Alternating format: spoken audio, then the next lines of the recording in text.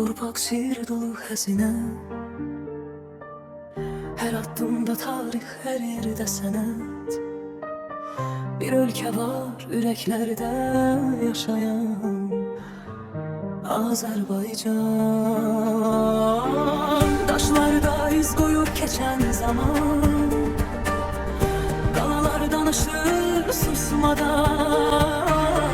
Bin illerin sesi gelir bize,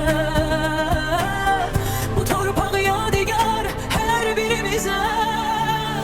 Muğam yükselir göylere doğru, tarın sesi dolur ruhuma dolu. Her nəğmə bir xatirədir, bu musiqi bizim dilimizdir.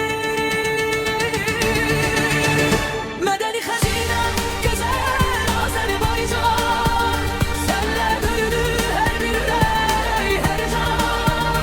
Mədəni xəzinəm Azərbaycan, sən yaşadayım bu dünyada.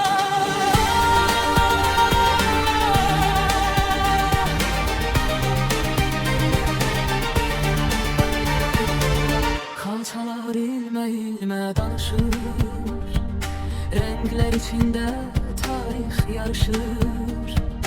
Her nakış bir hikaye deyir bize, geçmişten gelecek izlerimize. Sözlerde yaşayır böyük hükmet, Nizami'nin ruhu verir bize kuvvet. Edebiyat bir nur, bir ışıldır,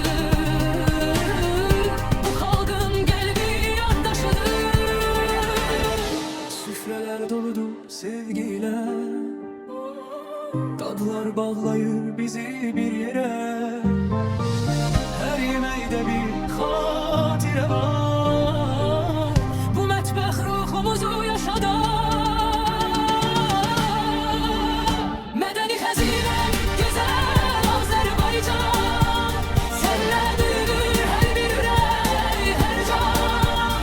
Mədəni xəzinəm Azerbaycan, sen yaşadayım bu dünyada. Qarabağ torpağı gurur şərəf, zəfərlə yazıldı yeni bir səhifə. Mədəniyyətimiz bizim gücümüz, birliklə yazırıq gələcəyimizi. Mədəni xəzinəm can Azərbaycan, adın yaşayacaq her zaman, her an. Mədəni xəzinəm can Azərbaycan, sən mənim yolum, sən mənim izim. Əbədi qalacaq bu sevgi bizim, Azərbaycan, Azərbaycan. Bu torpaq yadigar hər birimizə, Azərbaycan can, Azərbaycan.